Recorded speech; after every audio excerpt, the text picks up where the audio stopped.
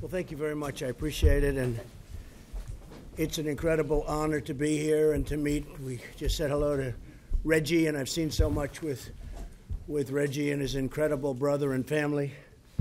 And we're with you. You know that, right? You know that.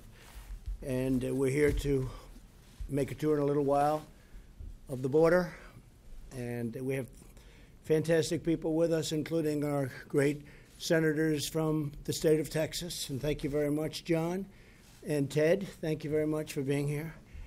And our lieutenant governor, who's been my friend for a long time. And I also hear your son is doing a very good job. He's working hard every day. I hear he's doing a good job. So I want to thank all of you for being here. And we're going to go around the table and say a few words. Attorney General, thank you very much for being here. Appreciate it. What a job you've done. Big victory you had recently, too. It's a very important victory. The individual mandate, we're going to see if that holds up, because it should. That was the excuse they had, and now we'll see if it holds up, right? But I think you're going to be in great shape.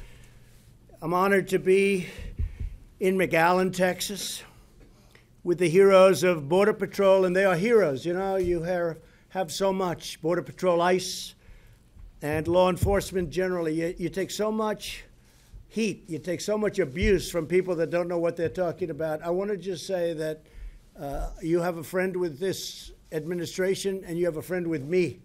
Yes. Nobody does a better job. Nobody does a better job.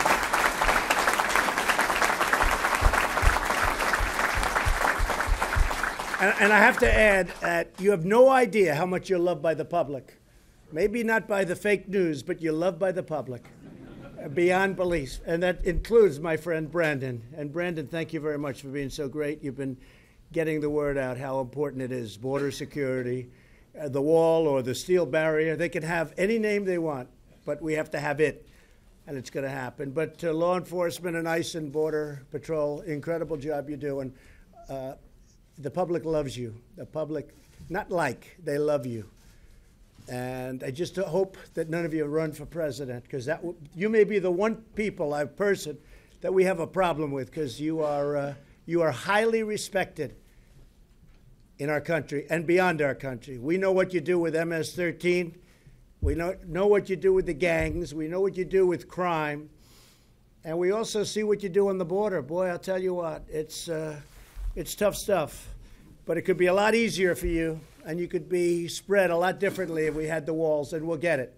We'll get it. I think we're winning the battle in a very big way. So I just want to thank you all in particular for being with us. Thank you very much, fellas. Thank you very much. Really incredible. I want to thank also Secretary Nielsen and Commissioner McAllen for being with us. We made the trip down from Washington. And again, Senator John Cornyn has been an incredible champion of what we're doing, and a very popular man in Texas. And I think we're running in 2 years together, and that's very good for both of us, I hope. I think it is. I think it's my honor, John. I want to tell you, the people in Texas love you.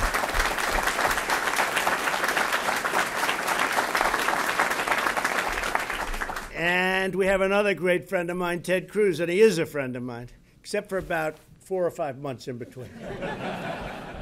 I was telling John that Ted and I were on the campaign, we liked each other so much, and I said, look, at some time that'll end, right, Ted?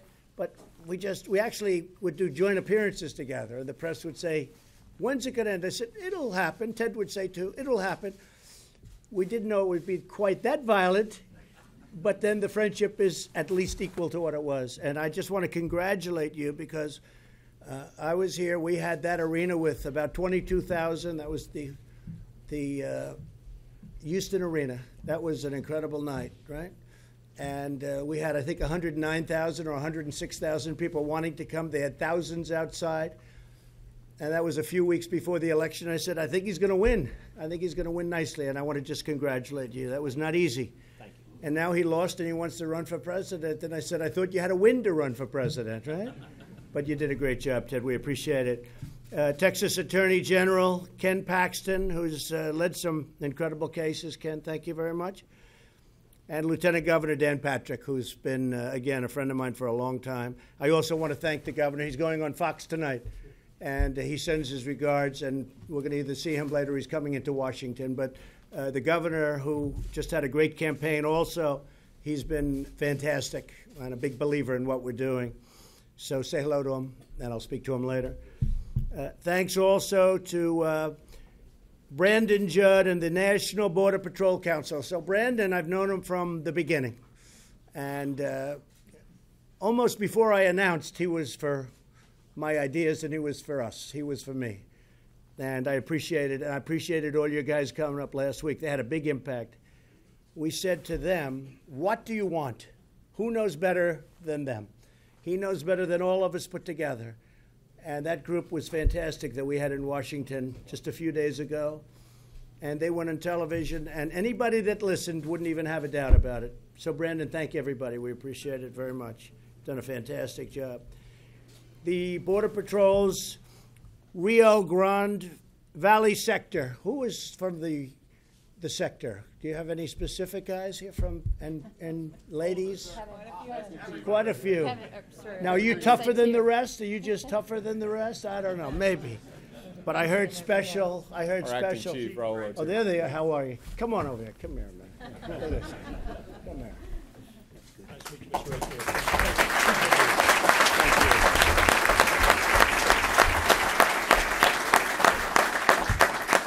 That's fantastic, and I've heard so much about all of you, and we're going to spend a little time in a little while together. I don't know if we're walking or flying, but either one is okay with me. We're going to see a lot. But thank you for being here. In a few moments, the American people will hear directly from our frontline border agents about the tremendous flood of illegal immigration, drug trafficking, human trafficking, a phenomena that has been going on for 1,000 years or more, and that you think was something that modern society wouldn't have. And hate to tell you that because of the internet, it's worse than ever before. Human trafficking, it's a horrible thing. And much of it comes, it's a world problem, not a U.S. problem only. And they come across the border, and it's a bad thing. And they drive. They just go where there's no security, where you don't even know the difference between Mexico and the United States. There's no line of demarcation. They just go out, and where there's no fencing or walls of any kind, they just make a left into the United States, and they come in, and they have women tied up. They have tape over their mouths, electrical tape, usually blue tape, as they call it. It's powerful stuff, not good. And they have 3, 4, 5 of them in vans, or 3 of them in back seats of cars, and they just drive right in. They don't go through your points of entry. They go right through. And if we had a barrier of any kind, a powerful barrier, whether it's steel or concrete, if we had a barrier, they wouldn't be able to make that turn. And they wouldn't even bother trying because they can't go through the points with people. So we would stop that cold. We would stop it cold. And they can't fly in, obviously, for obvious reasons. So we'd stop human trafficking in this section of the world. I think would stop at 90, 95%, a tremendous percentage would stop. And you also have the criminal gangs coming in. They don't walk through the points of entry. They come where nobody's around. And you're talking about hundreds and hundreds of miles, 2,000 miles, but we need 500 miles of border. One of the things that has happened is, and I was explaining to the 2 senators and to Dan in the car, that one of the things that really is happening is, without saying it too loudly, and I told him, and Dan said, could you repeat that story?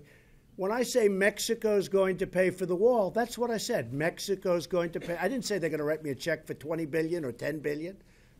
Nobody's going to write a check. I said they're going to pay for the wall. And if Congress approves this incredible trade bill that we made with Mexico, and Canada, by the way, but with Mexico in this case, they're paying for the wall many, many times over. And Dan said, would you do me a favor, say that? And I do say it, but the press sort of refuses to acknowledge it. When I say Mexico is going to pay for the wall, that's what I mean. Mexico's paying for the wall. And I didn't mean, please write me a check. I mean, very simply, they're paying for it in the trade deal. And sometimes I'd say that. So hopefully people will start to understand. Now, if the deal doesn't get approved by Congress, which would be hard because it's so much better than NAFTA. NAFTA was a horrible trade deal, one of the worst ever made. It really hurt our country. But now we have the USMCA, and it's a great deal. And I think that you're going to see some tremendous improvement for the farmers and for the people of Texas. So law enforcement professionals at DHS, the men and women in this room have told us what they need to secure our border. These are the people we went to. It's not only the wall or the barrier, it's the equipment for seizing the drugs. We have tremendous equipment today. It's expensive, but tremendous equipment that when you do drive through one of the ports of entry, we have equipment that will be able to detect the drugs. And it's the finest in the world, and we're getting it ready. It's part of what we're asking for. It's not only the wall. And we've taken their recommendations straight to Congress, but Congress, as you know, the Democrats are holding us up because they don't want it. They think it's good politically. I think it's a disaster for them politically, but I'm not doing it for politics. I'm doing it because it's right. I'm doing it because it's right. And before, when I left Washington, I said they can't have a problem with crime because the people that are coming in, the criminals, the gangs, the traffickers, the drugs, it's all crime. And the only way you're going to stop it is the way these people are strongly recommending that it be stopped, Brandon. So hopefully, I hear we're making a lot of progress. I even hear certain members of Congress, the Democrats, are saying we better get this thing going. This isn't working out too well for us because nobody's going to win the battle of strong borders and no crime as opposed to open borders and crime doesn't matter, because that's what they're saying, crime doesn't matter. We have people that have been so horribly hurt, families that have been so horribly hurt by people that just come in like it's like just come into the United States, do whatever they want. In many cases, they leave and then they'll come back. Or in many cases, they stay. And we've done a very good job at the border, considering we're not given the right laws. We have laws that are so bad. They're archaic and they're horrible. And we don't have the barrier. So our plan includes drug detection technology at our ports, more officers and agents, far more beds to house the influx of unlawful migrants, medical support, closing the disastrous loopholes that incentivize child smuggling, the single biggest victims of what is happening at our border are children. They're being used by the coyotes. They're being sold left and right. People are grabbing them to get in because our laws are really lousy, and if you have a child with you, it's easier to get in. These people know it better than anybody, far better than the people in Washington. And I think the biggest victims are children and women. Women would be right there with the children. These are the victims. And it's women mostly in terms of the smuggling and what's going on with that. So we're going to take care of this problem. And to think anybody can even think about fighting it is ridiculous. So we're going to build a powerful steel barrier. They didn't want to use concrete. I said, okay, I'll use steel. It's stronger. It's also more expensive, by the way. But it's stronger. I'll use steel. So we'll call it a steel barrier. Now people should be happy. They said concrete. We don't want a concrete wall. I said, that's okay. We'll build a steel wall. I like it better if you want to know the truth, Ted. And we'll call it a barrier instead of a wall. And I'm okay with that, too. I don't care what you call it, but it's got to be there. Democrats have refused to listen to the border agents, and they say this is a manufactured crisis. That's their new soundbite. All over, I turn the television. You know, I call it the opposition party. It's called the fake news media. And what happens is every network has a manufactured crisis. This is every one of them. It's like they, send out to everybody, let's use this soundbite today. So it's but it's not. What is manufactured is the use of the word manufactured. It's manufactured by them. Every single of the negatives. But they're not winning because it's common sense. It's common sense. They say a wall is medieval. Well, so is a wheel. A wheel is older than a wall. And I looked, and every single car out there, even the really expensive ones that the Secret Service uses, and believe me, they are expensive. I said, do they all have wheels? Yes. Oh, I thought it was medieval. The wheel is older than the wall. You know that? And there are some things that work. You know what? A wheel works and a wall works. Nothing like a wall. The government shut down because Democrats will not fund border security, plain and simple. And again, more than just the walls. Their open borders agenda threatened all American families, including millions of legal immigrants throughout our nation. In the last 2 years alone, our courageous ICE officers, many of whom are with us, arrested criminal aliens charged with or convicted of 100,000 assaults. This is in the last year. 30,000 sex crimes and 4,000 violent killings. We're deeply moved to have with us Reggie Singh, whose brother Ronald Singh, an incredible guy. I mean, I watched and I've rarely felt worse in watching news of our nation than watching your family and the love that you have for your brother. I could see that, Reggie, the way it came through. It came through loud and clear. And there are so many other people who have the same. Nobody covers them. You know, when they talk about how unfair, how this, how that, nobody talks about how unfair it is to the victims of these brutal killings. And by the way, over the years, there's thousands of them. I don't mean hundreds. I don't mean in the teens. I mean thousands of them.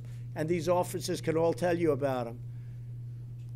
And I'd like to, if I could, because I watched a family right around Christmas time, and I watched them suffer, and I'd like to ask if Reggie, maybe you could say a few words about your incredible brother, the job he was doing. He was so beloved by the people in the department and beyond the department, and maybe you could say a few words about your brother, please. So Ronald Singh, we originally from Fiji Islands. He always wanted to be in law enforcement. So legally, we migrated to America to fulfill his dream, to join the law enforcement. After English is our second language, he worked on that, got his education, applied for a law enforcement agency, and he was asked to get his citizenship. He worked towards that, and he became a cop, K9, Corporal K9. And the way he was killed, what my family is going through right now, I do not want any other family, law enforcement person to go through that. Whatever it takes to minimize, put a stop to it, my family fully supports it. At 33 years old, Ronald Singh was cremated, and I had to pick up his remains. It breaks my heart. And no one should ever, ever go through that. Looking at that 5-month-old baby, looking for his dad, no one should ever go through that on Christmas Day. That's all. That's it. Thank you. So we're with you. You know that, right?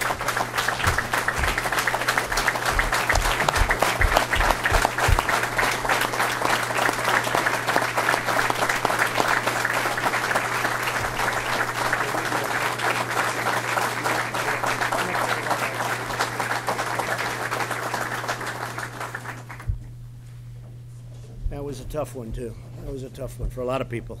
Not only the family, for a lot of people in this country. That was a tough thing to watch.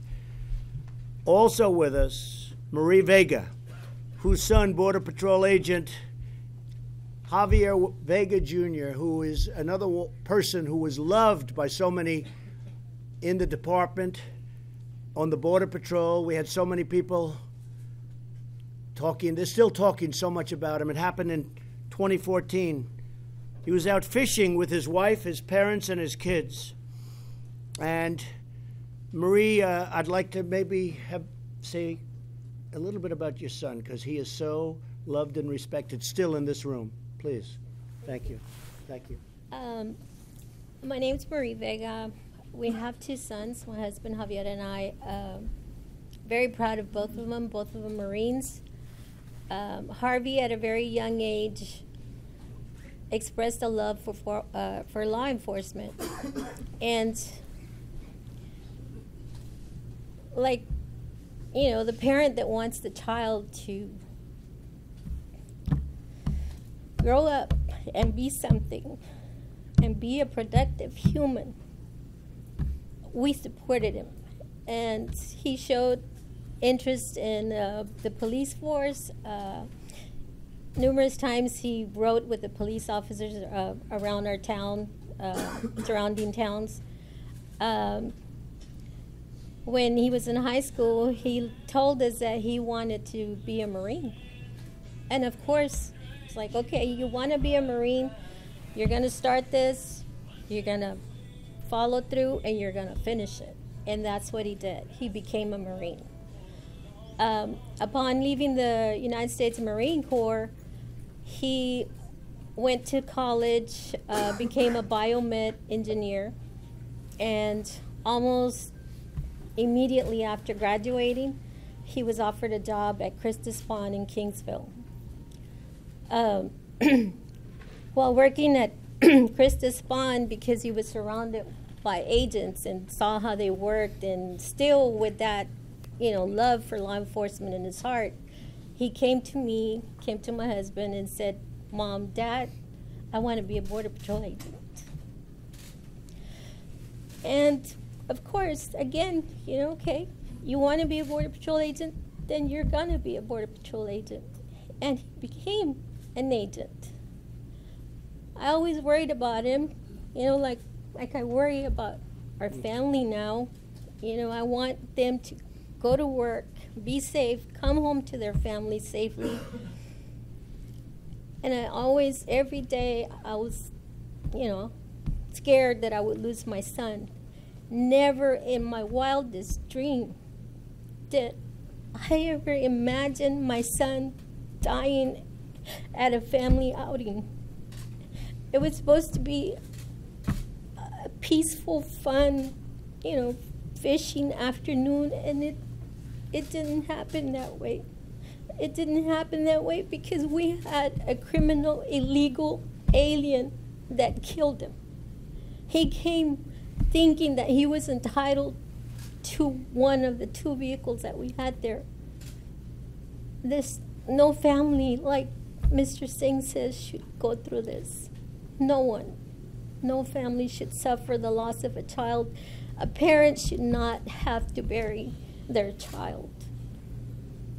We need the wall, and when I say we need the wall, I don't mean just build a wall. There's other things that we need to do also. We need to enforce immigration laws. Right. We need tougher judges. We need the wall itself.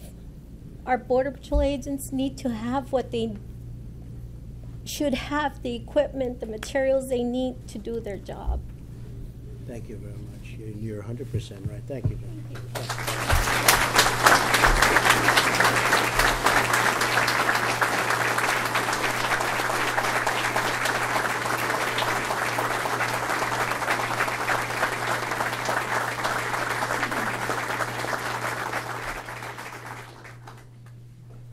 He's very proud of you right now. Thank you very much, Marie. What Marie said is right. More than just the wall. We have to give these incredible people the tools to work with. We're not doing that.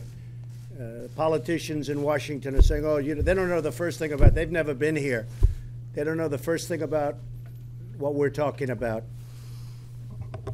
So we're going to hear from a couple of our landowners, a couple of the folks that live in the area and areas that we're discussing. I think I'd like to start off with our Texas leaders, and they are indeed leaders, and say a few words about what we're here for and what we support and what's going to happen, and we have no choice. And maybe we'll start with John Cornyn. Senator Cornyn, say a few words, please.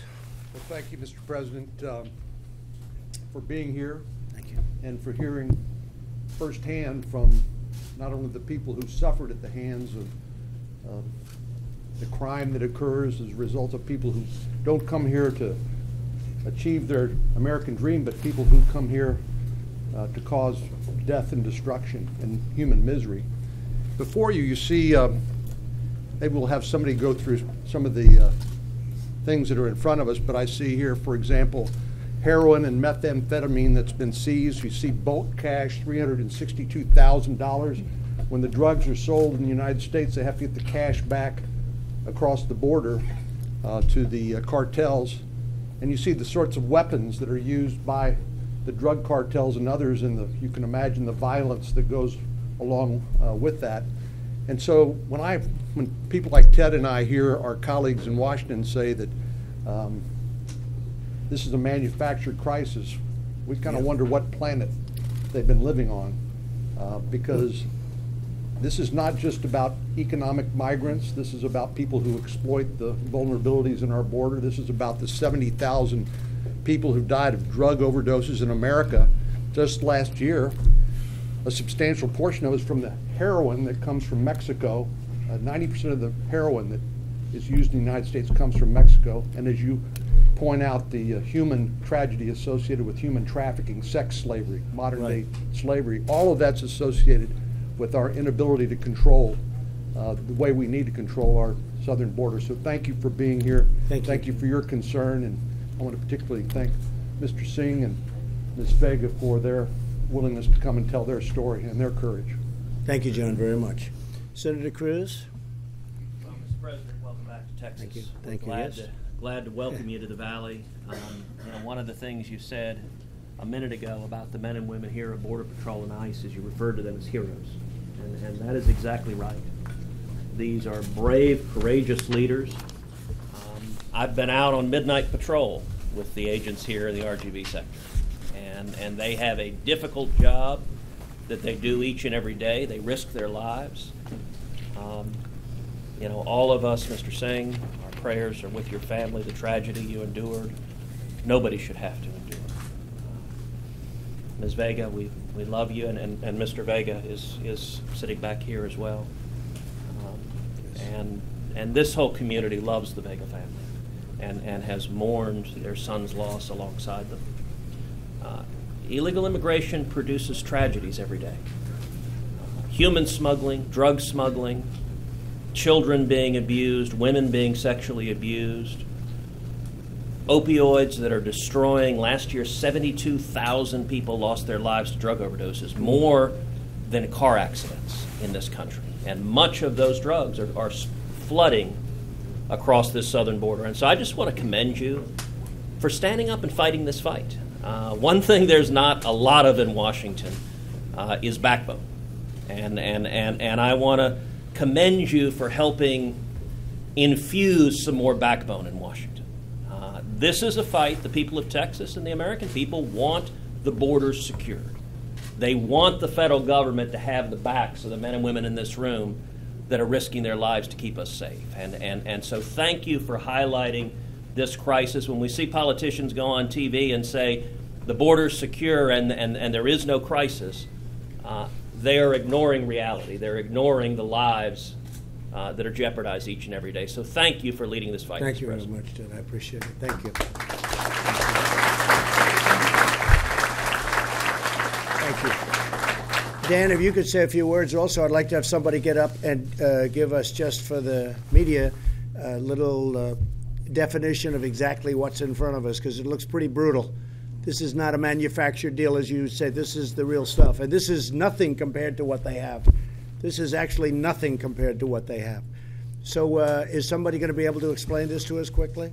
Yes. Good. Carlos. Good. Carlos, please, go ahead. Please. Thank you. President, welcome Thank to you. South Texas. Thank you, Carlos. I'm the Port Director for Hidalgo on San Luis Port of Entry. Good. Before here, you see some narcotics that have been seized by the men and women of CBP. As you can see right here in the two tables to my far right and left here, these are 117 kilograms of methamphetamine and 12 kilograms of heroin that were seized in a commercial conveyance that was making entry at the port of entry. Officers noticed some discrepancies. The conveyance was referred to X-ray technology, and it was during the exam they were able to identify anomalies within the conveyance. With the use of our canine detector dogs, we were able to seize this merchandise. Right here at this particular one, these are fire extinguishers. These fire extinguishers were intercepted at the port of Progreso, Texas. It was a male that was driving into the United States, and the two fire extinguishers were used in the importation of methamphetamine and heroin, 100 grams of heroin, and the 8 keys of methamphetamine as well. Also, we have some weapons that were seized at our ports of entry, also with the assistance of our federal partners and state partners as well. So we have 3 Colt handguns that are gold-plated, encrusted with diamonds. Those were seized at the Laredo port of entry. You have an AR-15 that was seized with the assistance of our state and local partners, with the task force officers. You have an AK-47 that was seized by the officers at the Hidalgo port of entry going southbound. During a southbound inspection, there was nervous behavior that was displayed by the driver. Subsequently, the officers were able to find the AK-47 hidden in the back seat. You also have a 50 caliber rifle. During the inspection at the port of entry, officers with the use of NII equipment or x-rays were able to detect a compartment. That compartment was found in the back seat of a vehicle. Subsequently, with the assistance of our Homeland Security investigative partners and Air Marine, there was a surveillance that was conducted on the vehicle, went to a undisclosed location. From that location, a traffic stop was conducted, and the 50 caliber rifle was found, sir. Now, these 3 guns that you see, they're gold-plated handguns and with diamonds encrusted. Okay, it says it Thank you, all. sir. This is just all recent. This is all very recent. They didn't have to go. They didn't have to go very far. This is all very recent. Okay. Good morning, Mr. President, and welcome to the McAllen Station. Thank you. I am the patrol agent in charge here at the McAllen Station, so we're very pleased to have you here. $362,000. This was a multi-agency seizure. It actually was detected by a Weslaco Border Patrol Station K-9 handler. What ended up happening, there was a suspected currency smuggler who, due to a traffic stop, resulted in further investigation. He gave his consent into his house. K-9 came in, searched, and this was caught. This suspect was suspected also of marriage fraud. He was an overstay. He also had multi-thousands of dollars of financial transactions, all illicit activity. 362,000 of many. Wow, that's something. And the dogs are incredible, aren't they? In terms of finding the drugs, but also they find money and drugs. They find drugs They also find people. and they find people. People that are hidden away. Yeah, it's pretty incredible. And when we get a chance, I have some other things I would like to call to Sure, your attention. go ahead. Yes, Do that, sure. absolutely. I'll start over here, sorry, sir, if you will. So, Falfurrias checkpoint, which is north of here, 2 suspects that were being smuggled in the trunk of a car. It just so happens after records checks were run, one of the subjects actually had an Interpol hit.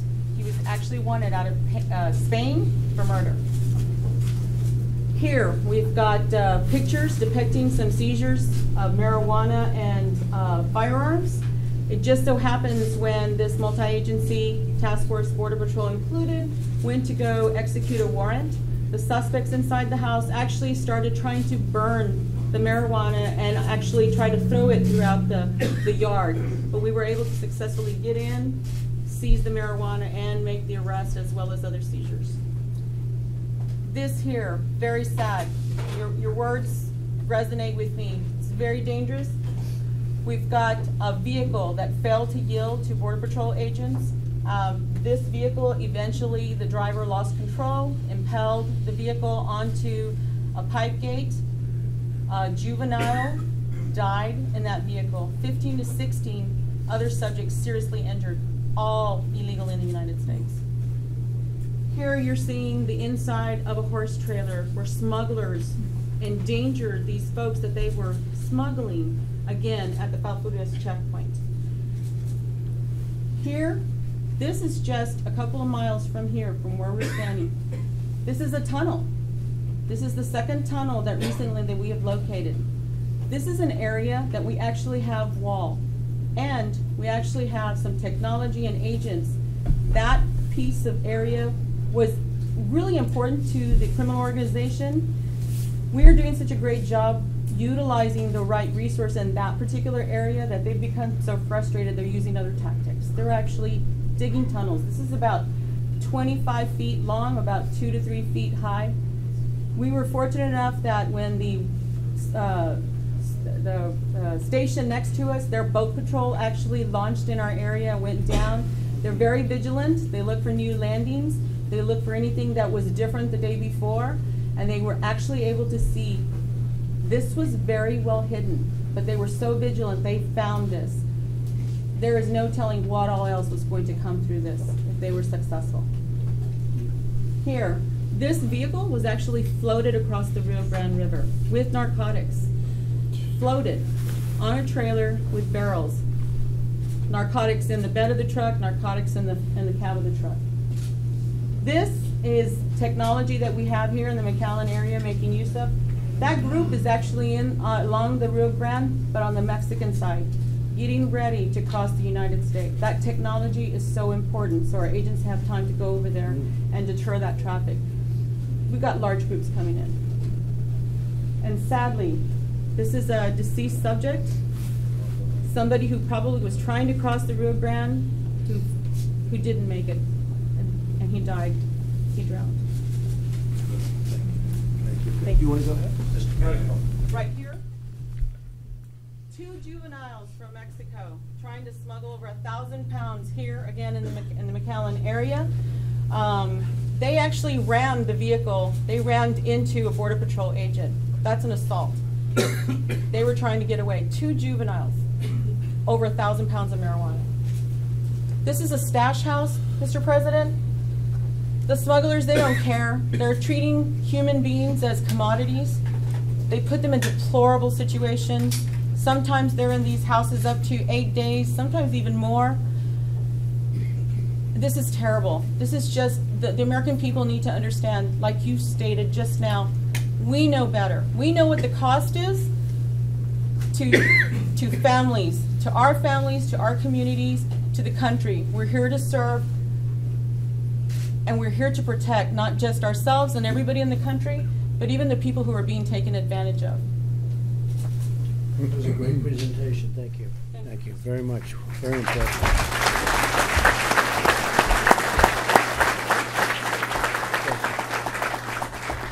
Dan? Mr. President, I wanted to share with you that our state troopers seized 94.5 pounds of fentanyl last year, which on the street breaks down to 21 million lethal doses. 21 million lethal doses. And we talk about our opioid crisis. To those of you who say this is a manufactured crisis, it's a manufactured cover-up by your opposition.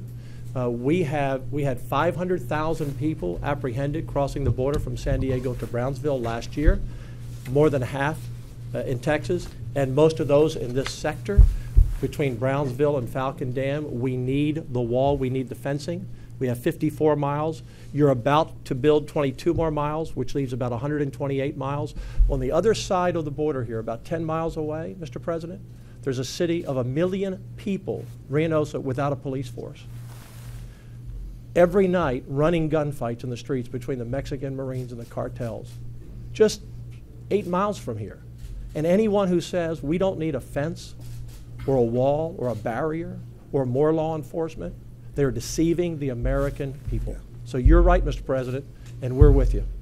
And they say it's immoral. What's immoral is all the killing that's taking place by people just walking across. They're deceiving the American people. That's They immoral. are. They are. And they know better, and they all know it's an indefensible position.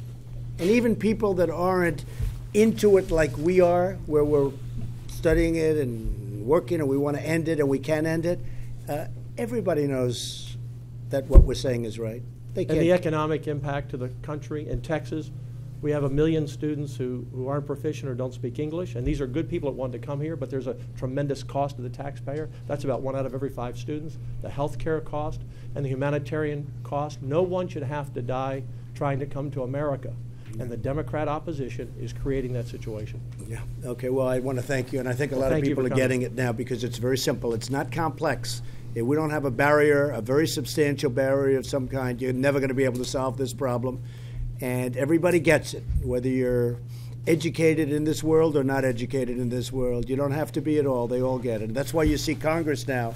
Democrats in Congress are coming out and say, hey, we don't like this subject. There was just a big article. I won't give your competition the publicity, but there was a big article in a very important media outlet that just came out where a lot of the young Democrats just elected to office are breaking up, and they're saying, hey, wait a minute, our position, meaning the Democrats' position of no barrier, no wall, is indefensible. And it's going to happen. It's going to happen more and more because it's common sense.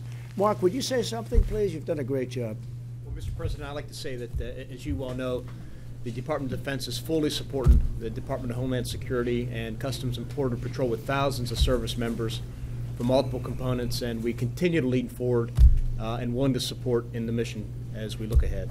And I called on you and I called on the Department of Defense to come down and help because we had caravans forming. We have another one forming, believe it or not, in Honduras, and we pay them tens of millions of dollars. They do nothing for us. They do nothing. And if you think that country is trying to stop, don't believe it, okay? And that goes for Guatemala, that goes for El Salvador. If they want to stop it, they can stop it. But they form, and then they come in through Mexico. They break in, and you saw what happened. They broke in because they didn't have the wall. And I think they're thinking about building a wall on their southern border now. But I want to thank the military. They've been incredible. They came up, and from day one they worked. Nobody's seen anybody work like that. And they put the essentially barbed wire, but it's called barbed wire times 10. And it was very effective, to put it mildly, very effective. Without that, it would have been a stampede right into our country. So I just want to thank the military. I know you're still working with us on it. And unfortunately, I have to tell you that they have another one forming, and we'll handle that as it happens. And we're working with Mexico. We appreciate that. But we're working with Mexico very much. Attorney General, please say a few words. Sure. And thank you so much for coming to the border. So many people in Washington talk about the borders if they know what's going on and they don't come down here. So thank you. Also, thank you for your vision, your persistence, your willingness to stand up. I think like no other leader we've had, president or non-president, you've done more for border security to push this forward. And look, we have two stories, horrific stories of people losing their lives. And in Texas, unfortunately, you're not the only two families that have suffered. We keep track of statistics in Texas related to border security. Our state police has addressed hundreds of thousands of crimes, hundreds of homicides, and so we have hundreds of thousands of stories just like this that have affected real people and our families in Texas, and so thank you for addressing that. We also hear that the narrative is that the wall won't work. If you go to El Paso, we put up a barrier there. I think it was under the Bush administration. It's over 100 miles long. El Paso used to have one of the highest crime rates in America. After that fence went up and separated Juarez, which still has extremely high crime rate, the crime rates in El Paso are now some of the lowest in the country, so we know it works. So the narrative is incorrect, and we've tested it in Texas. And finally, I wanted to say something about your comments about human trafficking. I started a human trafficking unit my first year in office, and I did it largely because of the border. We have the second highest human trafficking rate in the country. Over 300,000 people are victims of that crime every year. That's the research. Houston is the worst city in America, and so we're addressing that, and border security will clearly have a positive impact on those horrible and horrific statistics that are affecting our women and our children. So thank you very much, Mr. President. And thank you very much. And what you're saying is interesting because you'll have a wall or a barrier, and then you won't. And what they do is they walk up, can't get through, they come in, and they eventually find an opening, and it's the openings where they come in. And we don't want to have the openings. We're going to have gates where they come in legally, but other than that, we don't want to have openings. And you'll see the crime rate in this country go way down. And we're already doing very well in terms of crime rate, but it's not being helped by what's going on. We could make it a lot better. So I appreciate it very much. Absolutely. Thank you very much, Ken. Brandon? Absolutely. Mr. President, I came here and this big gentleman right here, he said he didn't like that 50 cal pointing at his head. He played football. That's right. He played football at the University of Missouri. I told him it wouldn't even put a dent in him. So. That's right. He might be able to handle it. He was the right person to put that in front of. I appreciate the leadership that you've provided. I appreciate the access that you have given our Border Patrol agents to our leaders, like Secretary Nelson. Nobody has ever come down and spoken to our agents as much as Secretary Nelson has, and we appreciate that. We appreciate the leadership Commissioner McAllen has provided, and the access that you have allowed our agents with these individuals. I appreciate you having Senator Corner and Senator Cruz here with us today. These two individuals played such a huge role in getting Javier Vega's death declared as a line of duty death. Without their leadership, that wouldn't have happened, and I appreciate you allowing them to be here. From a personal experience as a Border Patrol agent, I can tell you what barriers do. I started my career in El Centro, California 21 years ago. We had very few barriers. We had illegal border crossings that were out of control. It was the busiest sector at that time. We put up physical barriers, and illegal border crossings dropped exponentially. I then went to Naco, Arizona. We were the busiest station at that time, 2004, 2005. We were arresting one small station. We were arresting over 100,000 illegal aliens per year at that station. We built physical barriers. It dropped from 100,000 down to 20,000. That's how physical barriers work. They work, and we appreciate the leadership that you're providing in order to get us those things that we need, such as personnel, technology, and the infrastructure, which is barriers. Thank you very much, Mr. President. Thank you very much. And Brandon, it's been, you just sit here listening. It's like not a contest. There's no two sides or anything. And all they're doing is looking at 2020. And they figure they can't win, maybe they can do this, or they can come up with some other issue. I can tell you about another couple of issues they're using. And because we've had great achievement, but I won't consider myself to have that great achievement unless we can straighten out your border. And we're working on it.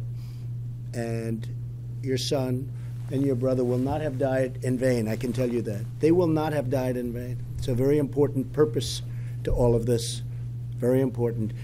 Monty, I agree, that's a very uncomfortable position. I don't know. I wouldn't want to be in that chair, but you're a tough guy. You can handle it. Yes, please, say a few words. Mr. President, first thing I want to say is thank you for taking the time out of your busy schedule to come down here and address the situation that we do live on a daily basis. Not only us as ranchers or anything, but all the law enforcement agencies. Senator Cruz hit it right on the head whenever he said, you know, you got a backbone, and that's exactly why we elected you and wanted you in the White House, and we appreciate you not giving up on that. I grew up in the Rio Grande Valley, born and raised down here. My family's third generation down here. 15, 20 years ago, we didn't have this kind of problem. We had a great flow of illegal immigrants coming across, but those people were harmless and they wanted to come over here for a better life and work. Unfortunately, it's not the same thing anymore. There's been many times where we'd be out on the ranch, or even at 3 o'clock in the morning, cold, drizzly, raining night, have a family come up and beat on my back door or on the front porch. I go out there, and it's a family in distress. You know, we feed them, we water them, and they're asking for help. We're passionate people, and that's what we do. So we call for help, we get them over there, we feed them, clothe them, whatever we had to do. Unfortunately, a few times we've also had a few young females come up that you could tell had been sexually assaulted. They were scared out of their mind. They get led around in the brush for 3 or 4 days and get disoriented on their direction and told by their coyotes that Houston's right there, this is where you want to go. These people paid $3,000 a piece to come across. It's everything that they could garnish up, you know, wage-wise, to pay these people. They walk them 10 miles across the border, walk them around in the brush, and disappear on them. They're lost, they're hopeless, they don't know what to do, so they give up and they say, can you call Border Patrol for me? Border Patrol, my hat's off to you guys. I see how you work all the time. You're undermanned. Sheriff Department, everybody, we got a great sheriff in Hidalgo County, and proud to call him my friend as well. Anytime that we've had any instances, I lost my father 5 years ago, and when that happened, there was a lot of traffic going on. I didn't live at the ranch at the time, but I would have to go out there every night. So I was the constant bother to the sheriff, I'm sure, and he was there to help me all the time. These guys, they're the Border Patrol right now, their hands are tied, and these immigrants, they know it. So they know that they get over here and they're going to get caught. but they're going to get let go. That's, to me, that's something that I think that really needs to be addressed. And yes, I agree with the wall. There's a lot of farmers and landowners that I do know that are on the river, and they're a little upset because of the eminent domain. That brings up a question there as far as, you know, all the acreages they're losing with that wall. Maybe there's something that you can devise with those owners and say, hey, you know what? We don't want to drill right down through the middle of your property. Let's rearrange it and get a little closer to the river or something. And I think that would probably forego, and you'll see a lot more cooperation with that. Okay, I agree with you. I think you're right, Monty. Thank you, Mr. President. And the laws are a big problem. You know, they call one catch and release. You catch them and you release them. You know, other countries, for the most part, you go into the country and they say, excuse me, these people, get out. You have to get out, sorry. And nobody tries to get in because they know they can't. With us, we take them through court proceedings.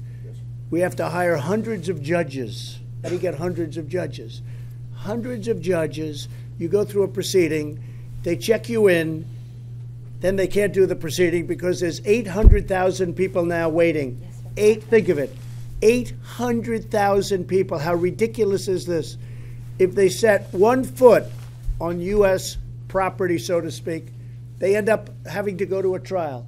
So they take the name and they say, you can go now, come back in 3 years, you have a trial. This is the United States law, by the way, and made worse by the Ninth Circuit. The Ninth Circuit is a disaster, made worse by the Ninth. If you go to the Ninth Circuit, if you're on the other side of what everybody in this room is all about, and frankly, what most of the people in the country are all about, it's almost like an automatic loss. It's like an automatic loss. They take a case to the Ninth Circuit that's nowhere near the Ninth Circuit, that has nothing to do with the Ninth Circuit. So we're bucking a bad system. We're bucking a lot of things that are bad, and we're apprehending more people than ever apprehended before. But the laws are really against us, and we're doing well anyway, but we have to do much better, and we can do only better if we have a physical barrier.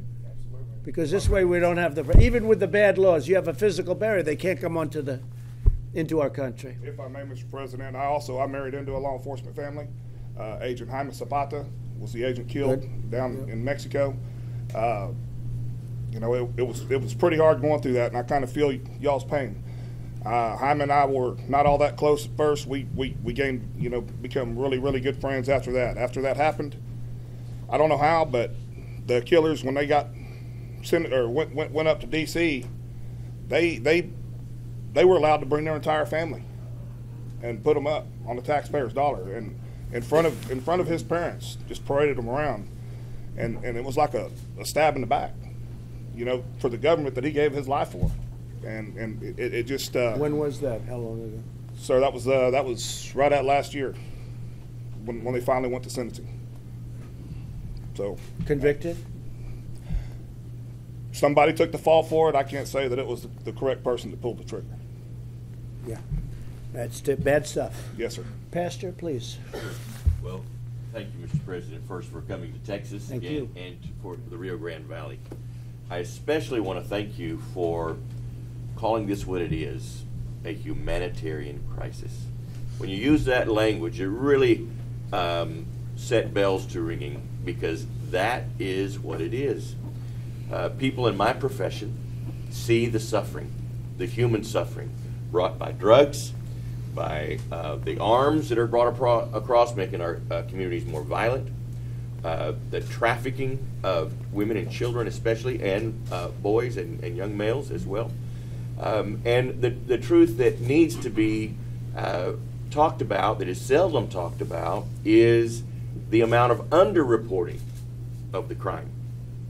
When these things happen, in the shadows, people are not always eager to point out the crimes that are taking place, and it goes underreporting.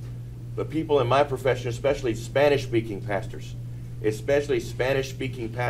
this sector, know firsthand the human suffering, the human toll that's taking place because of the onslaught, the sickness, the disease, the lack of sanitation that's going on because of the bunch up at the border and people trying to come in.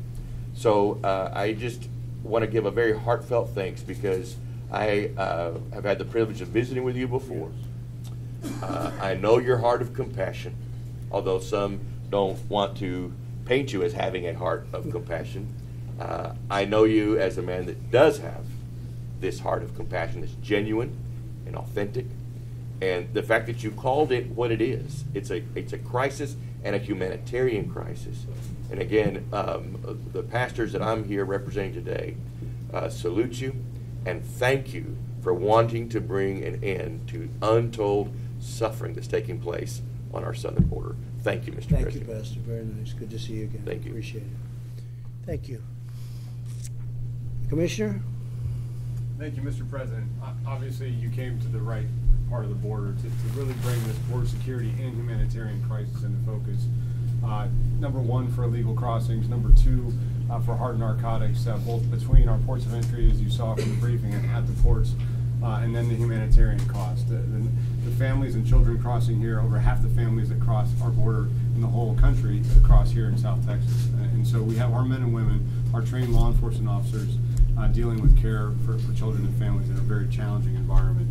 And so I just wanted to say I'm incredibly proud of the agents, officers, Air Marine professionals that are serving down here, staying focused on the mission despite the challenging environment at this time. Very proud of the briefing from Melissa and Carlos telling you with their heart and soul what they do every day to protect our country and our fellow citizens.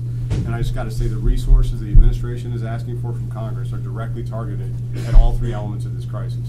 The border barrier, technology, agents and officers that we need to address the security threats. And we're building new barrier, as Lieutenant Governor noted, starting in February right here. Thank you. Also the technology, the ports of entry to stop the drugs. That's a critical element. And very importantly, you asked for humanitarian resources so we could provide different facilities, medical support to get our agents out of the child care business and help protect families that are crossing and in this violent cycle. It's all controlled by violent criminals in Mexico, primarily transnational criminal organizations, and we want to combat that with these resources. So thank you for the support. Thank you, Commissioner. And look forward to showing you more on the road. Thank you. A little while. We'll be there in a little while. That's great. One of the things that Dan Patrick suggested, which I thought was very interesting, was give the state of Texas a relatively small amount of money. They'll build the wall themselves because they want to build it. Right. And I thought that was not the worst idea I've ever heard, although I still think I could do it cheaper than you. I still think I could do it. But I do like the idea. And we're going to look at a couple of ways of doing it where you guys get it up. You do things very well in Texas, and I like that idea. So we'll take a look. And Dan, could I ask you to say a few words, please? Yes, Mr. President. I'm Dan Bible. I'm the Field Office Director with ICRO for the San Antonio Field Office.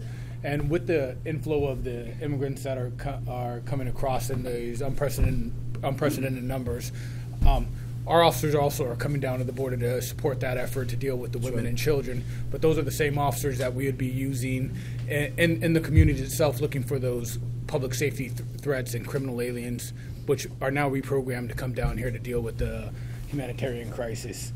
Over this past year, I would say over half the time those officers on my task forces and everything were brought back down to deal with these crises. And when we look at the family units and stuff that come across in reality, we either just release them right out the door once we take them in if they're not in a composition that can go into one of our family residential centers. But even if they get to one of our family residential centers, due to some of the legal decisions and stuff, we have 20 days to release them from there. So essentially they're being just released to the street as well. So pulling our officers away from doing criminal enforcement terrible. To just basically release family units, it's kind of deteriorating the system, and also reducing the secondary how would you put it, barrier for them to keep coming, right? I mean, once you get past, if all my agents are at the border doing this, they kind of get a free run in the communities, which make the communities less safe.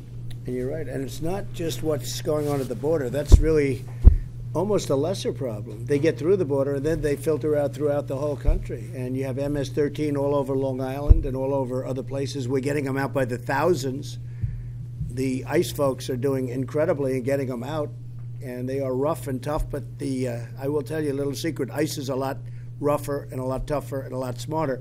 But still, it's a lot of people that they have to get out. But it's not the crime at the border, which has got its own problems. It's what happens once they get through the border and they're dispersed, or they disperse themselves throughout the country. And all of that crime is because of it. Yes, John? President, I know, just before we end, and I suspect we'll hear from Secretary Nielsen, who's doing a great job at DHS, but I just want to acknowledge all the local officials here, the mayors and the county judges and others who support these men and women who wear the green and blue uniforms. Great. And who basically end up having to try to manage this humanitarian crisis that's flooded across the border because of the gaps in our law that you've already described. And you know, we are set up as a country to deal with legal immigration. We applaud legal immigration, but illegal immigration, particularly when it's floods over here, we're just not prepared for, especially with these large caravans, and it's created a humanitarian crisis that these men and women who are local elected officials have had to deal with. So I wonder if you wouldn't mind if we asked them to stand, Please. so we could recognize them and thank them for what they're doing.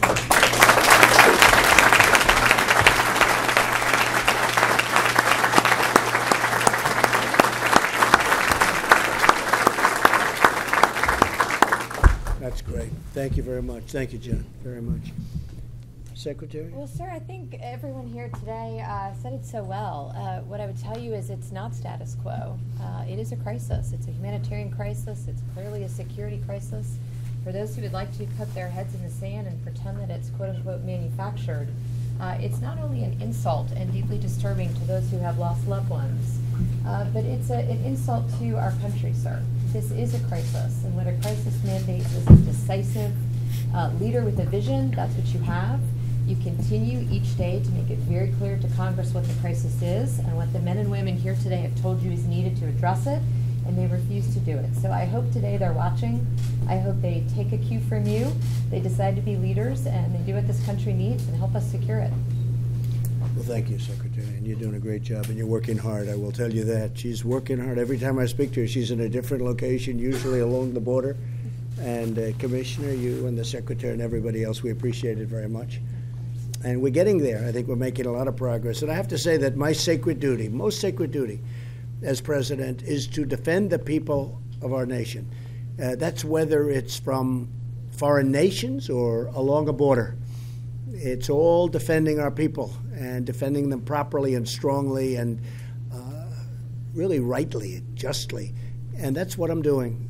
And it would be a lot easier for me not to do this. It would be a lot easier not to say anything and let this go on. This should have been taken care of 30 years ago, 20 years ago, 10 years ago. It should have been taken care of. I've seen all the speeches made by all the presidents and a lot of people that worked under the presidents. And you say, what happened? Nothing happened. They were going to build this wall in 2003, in 2006. They were going to build it 20 years ago. They were going to build it forever. And little sections got built. And I will say, we've done a lot of renovation, and we have a lot of new wall going up where we took down wall because it was in such bad shape, and we put new wall up. We've done a lot of work, but we have work to do. So I hope that the Democrats get together and work on a problem that is truly, it's compassion, it's everything. It's also national security. Just like it's a foreign country, it's a foreign world. In many cases, it is a foreign country. We're under attack in a certain way. And we're certainly under attack by criminal gangs, by criminals themselves, by the human traffickers, and by drugs of all kinds. Much of it comes through the southern border.